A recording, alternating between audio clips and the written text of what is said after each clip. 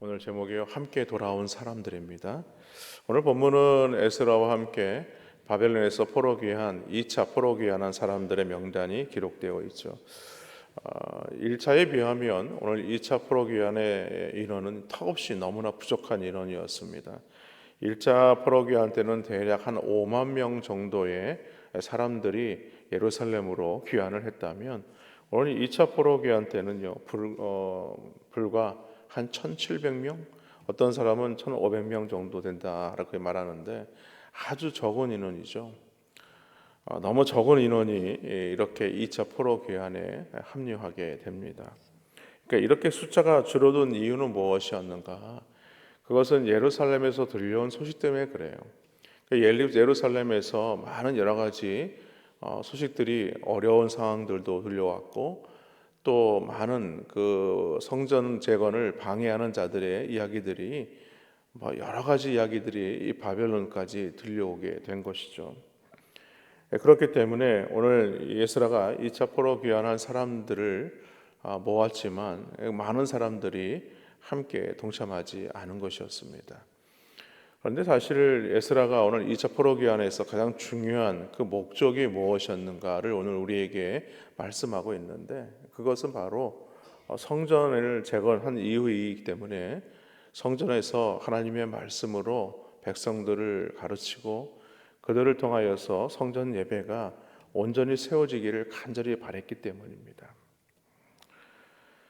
근데 오늘 2차 포로 귀환 계보를 살펴보면요, 오늘 이 제일 먼저 이 제사장 가문의 사람들의 이름이 나오죠. 2절에 보니까 비누아스 자손 중에서는 게르솜이요, 이다말 자손 중에서는 다니엘이요, 다윗 자손 중에서는 핫두스다 이렇게 얘기합니다. 근데 보통 보면 왕족이 먼저 이렇게 거론이 되고 그 다음에 제사장의 이름이 서열대로 이렇게 기록이 되어야 되는 것이 맞을 것입니다. 그런데 이렇게 순서가 뒤바뀌어 있는 것은 그만큼 이 에스라에게 있어서 성전에서의 예배를 세우는 일이 매우 중요하다는 것을 오늘 우리에게 말하고 있는 것이죠. 그렇기 때문에 오늘 15절에 보면요, 중요한 말씀이 나옵니다. 15절에 보니까 내가 무리를 아하와로 흐르는 강가에 모으고 거기서 3일 동안 장막에 머물며 백성과 제사장들을 살핀 중 그 중에 제 레위 사람이 한 사람도 없는지라라고 얘기하죠. 사실 지금 예배를 회복하기 위해서 지금 예루살렘으로 가려고 하는 건데 그런데 정작 이 예배를 세우기 위한 일꾼들이 없는 거예요. 그러니까 제사장들이 있다고 할지라도 이 제사장들을 도와서 같이 이 사명을 감당해야 될 레위인이 없는 거예요. 근데 이 레위인이 없다는 것은 이 성전에서 돕는 이 레위인과 함께 느리님 사람들, 그러니까 물을 깃고 또 장작을 패는 이런 사람들의 또한 도움이 필요한 것인데 그런 사람들이 한 사람도 없다. 이렇게 지금 말하고 있는 것이죠. 에스라는 상당히 당황했을 것이라고 저는 생각을 해봅니다. 왜냐하면 성전답게 세워가기 위해서 지금 그런 뜨거운 열정과 마음을 가지고 우리가 앞에서도 말씀을 보았지만 그가 하나님의 말씀을 가르치기 위해서 결심했다라고 하지 않았습니까? 그러니까 그 마음에 그 뜨거운 마음과 열정이 있는데 그래서 예루살렘으로 돌아가고자 했는데 한 사람도 그 성전에 대한 관심을 갖고 있지 않는 것입니다.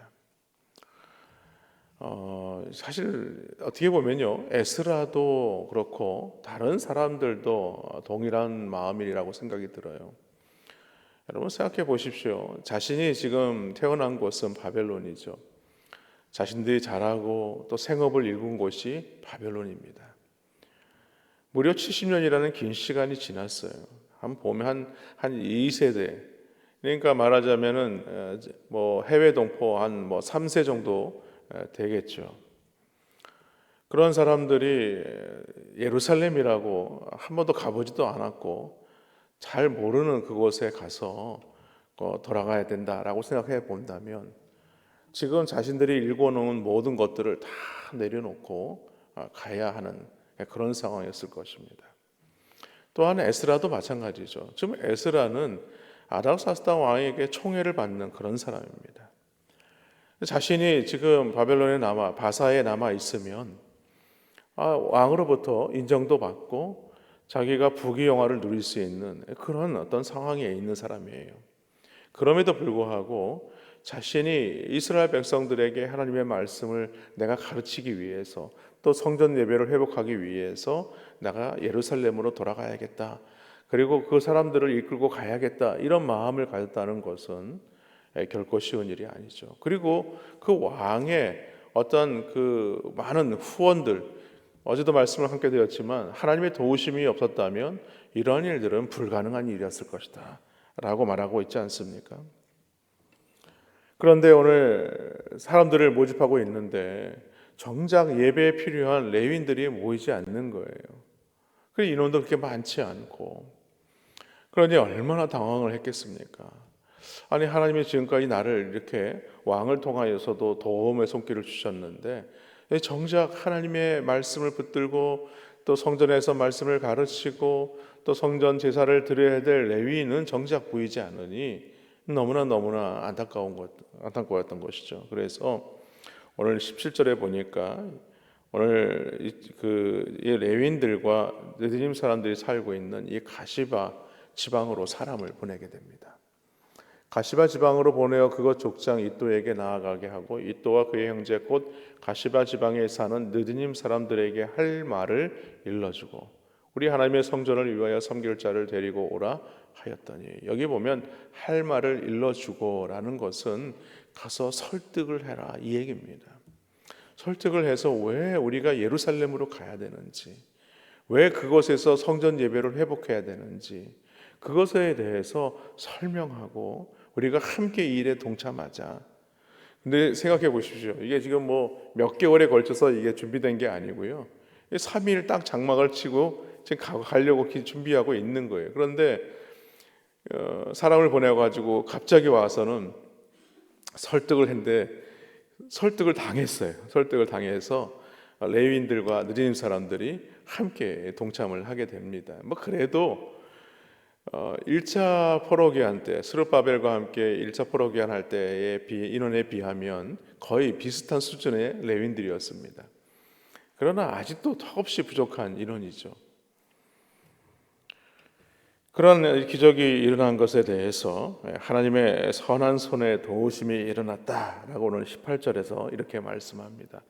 우리 하나님의 선한 손에 도우심을 입고 그들이 이스라엘의 손자 레위의 아들 말리의 자손 중에서 한 명철한 사람을 데려오고 또 세레바의 그의 아들들과 형제 18명과라고 얘기를 합니다. 저는 이 18절 말씀을 보면서 그런 생각을 해봤어요.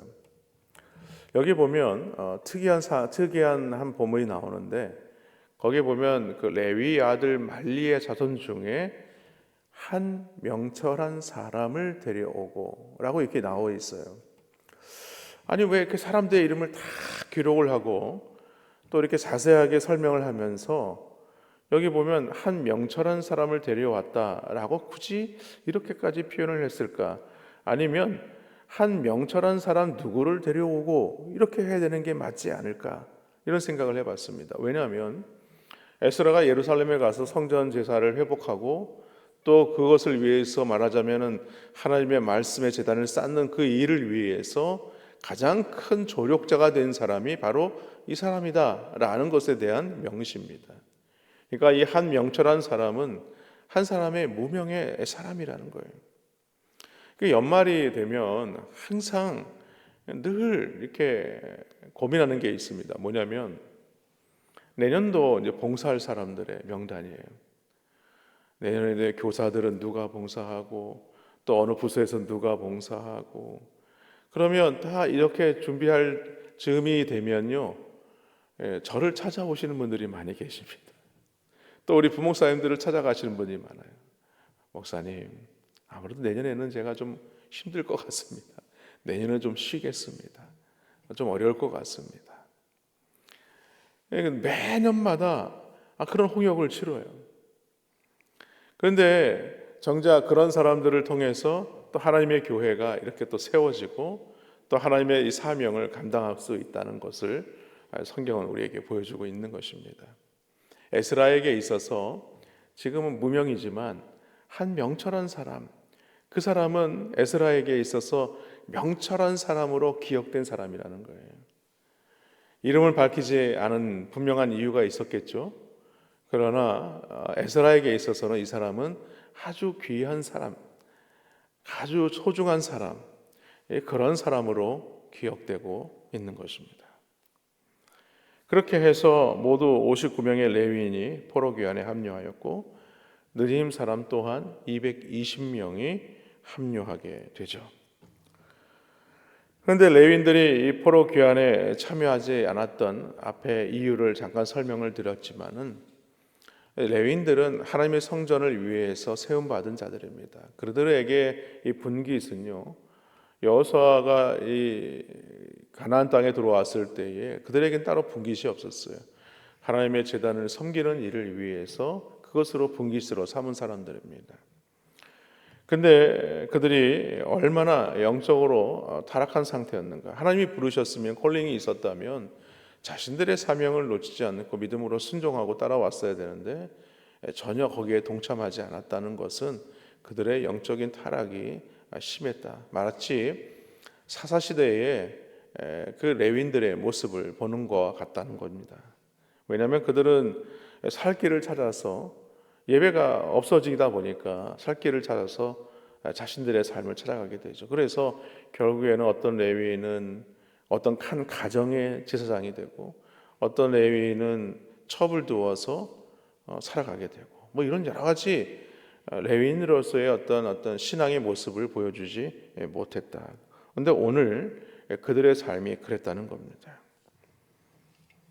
그러나 오늘 예루살렘으로 귀환을 결정한 에스라와 그에 함께한 1,700명은요, 오늘 이 예루살렘 귀환, 2차 포로 귀환의 가장 중요한 목적, 말씀 사역에 동참하기로 결심한 자들이다라는 것입니다. 그러므로 오늘 우리도 마찬가지라고 생각이 됩니다. 오늘도 우리가 오늘 이 말씀을 보면서 나 또한 하나님의 말씀에 붙들린 삶을 살아야 한다라는 것이고, 또 하나는 우리가 이 세상에 마치 바벨론의 어떤 목적을 쫓아서 살아가는 것이 아니라 정작 가장 중요하고 소중한 것, 하나님의 제단을 회복하고 믿음을 회복하고 신앙을 회복하는 그 자리가 우리에게 가장 중요한 자리다. 그러므로 우리는 늘 날마다 이 영적인 귀환을 결단하는 삶을 살아야 한다 라는 것이 오늘 본문의 가장 주요한 내용입니다.